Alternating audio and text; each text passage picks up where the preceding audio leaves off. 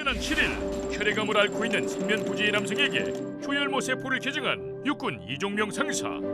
앞서 조혈모 세포를 개증한 같은 부대 소속 군의관 김기석 중위가 많은 조언과 도움을 주었다는데, 나라를 수호하며 국민의 생명을 지킨 육군 5공병여단 예하 위국 헌신대대 소속 두 군인을 사건 현장에서 만나본다. 네, 가슴 따뜻하고 훈훈한 사연 속의 주인공을 얘기하는 시간입니다. 함께 사는 세상, 이 생면부지의 남성의 생명을 살리기 위해서 육군 상사가 나섰습니다. 오늘의 사연의 주인공입니다. 소개해 볼까요? 네, 육군 상사 이상사입니다. 이종명 상사인데요. 육군 5공병 여단 예하에 이름도 대단합니다. 위국 헌신 대대에 소속돼 있는 군인이고요. 그런데 2016년에 어떤 이유에선지 자신의 조혈모 세포를 그 조혈모 세포 은행에 등록을 했어요. 나중에 필요하다면 기증하겠다라는 서약이죠. 그래서 우선은 성분 헌혈을 해서 등록을 해둔 상태였는데, 이게 지난해 11월에 2018년 11월에 연락이 온 겁니다. 이 세포가 성분이 맞는 이 환자가 있는데 기증하시겠습니까? 쾌히 기증하겠습니다 해서 지난 7일에 수술을 했고요. 성공적으로 이 기증과 이식을 마쳤습니다. 네. 자, 이종명 상사가 왜 2016년에 이 조혈모 세포 기증을 신청했는지, 그 이후에 또 실천을 어떻게 옮기게 됐는지, 그 이유가 무엇인지 직접 들어봤습니다.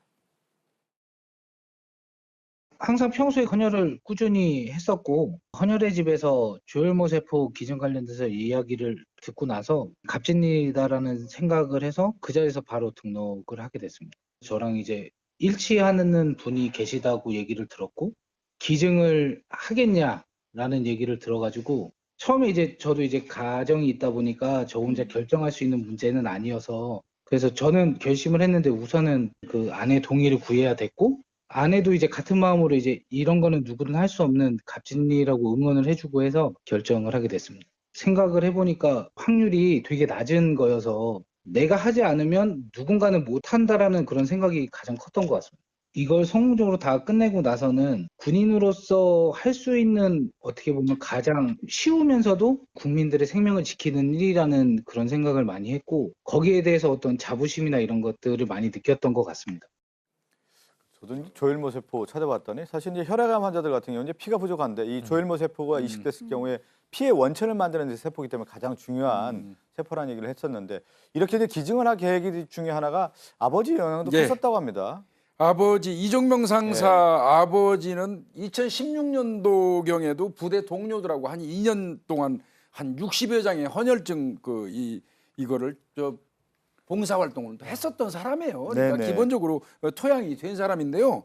아버지가 이제 이 사람이 이런 결심을 한 이유는, 아버님이 어느 그 사고로 인해서 중환자실에 입원을 하게 됐는데, 그때 주변에 있는 부대 동료라든지 이런 사람들이 도움을 줘가지고 아버지 치료가 됐다는 거예요. 그래 그때 나도 이 다음에 혈액이 필요한 사람이 있다면 나도 적극적으로 도와야 되겠다 해서 헌혈을 지속해 왔던 거고요. 어느 날 그 헌혈을 하던 중에 헌혈의 집에서 이야기를 들은 게 조혈모 세포 기증입니다.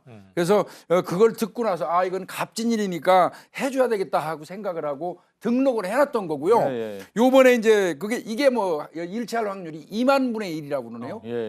그런 연락을 받고 흔쾌히 아마 이렇게 했던 것 같습니다. 지금 말씀드린 것처럼 이 조혈모 세포의 DNA라고 할까요? 이제 기증자하고 사실 이제 환자가 일치가 돼야만 이게 기증이 되는 건데, 그 확률이 정말 낮다면서요? 네, 잠깐 나왔습니다. 네. 2만 분의 1이면 정말 지극히 드문 경우죠, 일치할 확률이. 네. 사실은 그렇기 때문에 어쩌면 연락 온 것 자체가 처음에는 등록을 했지만 연락이 진짜 올까 아마 이렇게 기다렸을 수도 있어요. 실제로 연락이 왔을 때 처음에는 반신반의하는, 진짜? 이런 생각이 먼저 들었다고 하고요. 두 번째 드는 생각이 사실 좀 대견하기도 하고 존경스럽기도 한데, 하지만 그만큼 확률이 낮다면 내가 여기서 동의하지 않으면 그 사람은 더 힘들어지겠구나라는 생각이 불현듯 들어서 흔쾌히 해야겠다는 마음이 들었고, 다만 혼자 사는 게 아니라 이제 가족이 있다 보니까 나는 흔쾌히 하고 싶은 마음이 있으나 나의 아내나 인생의 동반자가 혹시나 반대하면 어떨까라는 생각이 들어서 아내에게 한 번쯤 상의를 했다고 해요. 근데 이제 아내도 똑같이 이런 거는 누구든 할 수 없는 일이기 때문에 당신이 한다면 적극 지지한다라고 동의를 해서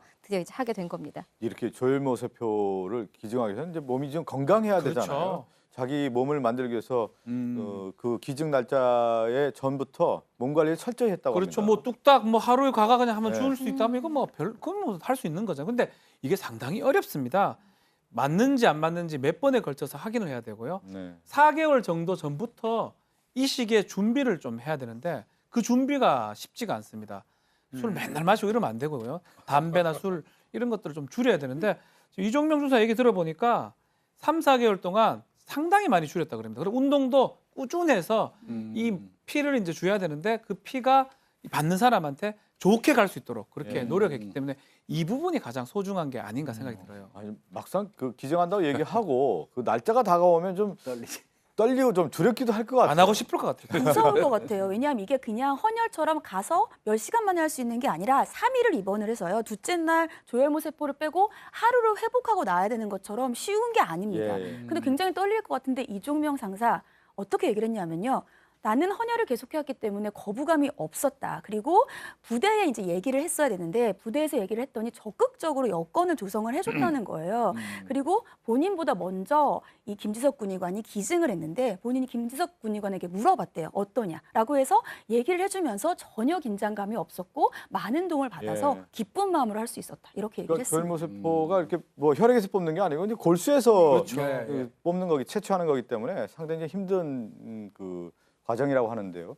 자, 이종명 상사가 이 조혈모 세포 기증을 할 때까지 같은 부대 군의관이었던 군의관인 김지석 중위가 많은 도움을 줬다고 합니다. 도움을 준 데에는 어떤 사연이 있는지 김지석 중위의 목소리도 듣고 오겠습니다.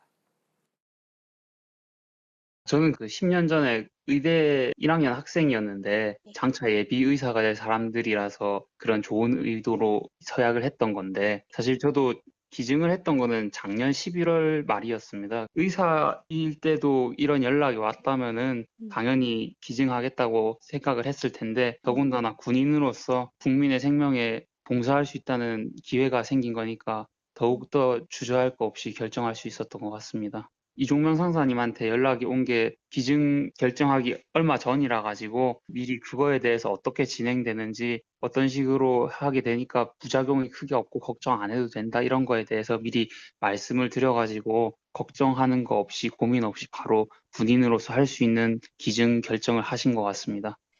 그러니까 이종명 상사 이제 제안이 왔고 또 이제 혈액으로 이제 채취를 해서 헌혈을 통해서 이 그 조혈모 세포를 이제 네. 기증을 하게 됐는데 앞서 그 김지석 중위가 이런 일들을 해왔기 때문에 네. 이종명 상사도 어떻게 보면 선례가 있었기 때문에 선뜻 나설 수 있었던 거죠. 그러니까 주변에 찾을 수가 없을 거 아니에요. 2만 그렇죠. 분의 1 확률인데 네. 전 대대급 부대 안에 2명이 2만 분의 1이 일치해서 조혈모 세포의 기증자가 나왔다. 이 대단한 일인 것 같아요. 지금 김지석 중위의 경우에는 의대 1학년생 때 단체로 자 기증하시겠습니까? 단체로 한 거예요. 내가 의사가 될 사람이니까 해야지. 10년 있다가 연락이 온 겁니다.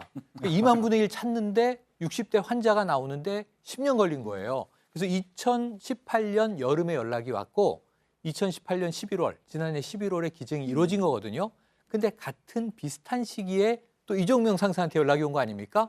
그러니까 바로 같은 부대에 기증한 선배가 있으니까 너무 든든했고 그 선배가 또 군의관이니까 의학적으로 걱정 마라 그랬고 이 김지석 중위도 기증을 할 때 결혼 전이었거든요. 약혼녀와 가족이 걱정했다고 해요. 야, 내가 의사인데 아무 걱정하지 마. 내 건강에 예. 지장이 없어. 이렇게 안심시키고 했다고 하니까 이종명 상사도 쾌히 할 수 있었던 기반이 된 것 같습니다. 같은 부대에서 이 두 분이 이렇게 그러게요. 조혈모 세포를 기증했다라는 것은 참 대단한 일인데 이 김지석 중위가 그래도 조언을 했잖아요. 그렇습니다. 어떤 조언을 한 겁니까? 하여튼 이종명 상사도요. 일단 당신이 2만 분의 1에 해당이 되니까 할 거냐 하니까 잠시 보류한 것 같아요. 아이 뭐 가장이고 또 어떻게 보면 신체 건장한 군인이어야 되잖아요. 예. 그러니까 부작용이라든지 이런 거에 대해서 왜 우려가 없겠습니까? 그러니까 이제 대답하지 않은 상태에서 알아보니까 같은 부대에 있는 군의관 김지석 중위가 예전에 이미 했다는 사실을 알게 된 거죠. 그러니까 물어본 거죠. 그거 하게 되면 어떤 과정, 어떤 절차를 거쳐서 하게 되고 뭐 솔직히 뭐 아프냐 많이 안 아프냐 물어봤겠고 하고 난 다음에 부작용은 없었냐 이런 거 안 물어봤겠습니까? 근데 김지석 중위가 아주 의사인데 얼마나 세세하게 자세히 알려줬겠습니까? 예. 그러니까 그 얘기 딱 듣고 이건 뭐 이상 없다. 바로 아마 빠른 선택을 할 수 있게 네. 도와준 것 같습니다. 누군가의 어떤 생명을 살린다는 거, 생명 살림을 하는 일에 나선다는 게 참 어려운 일인데 그래도 이 두 분 김지석 중위 또 이종명 상사가 큰일을 했다라는데 박수를 좀 보내면서 오늘 사건 만나고 마무리하도록 하겠습니다.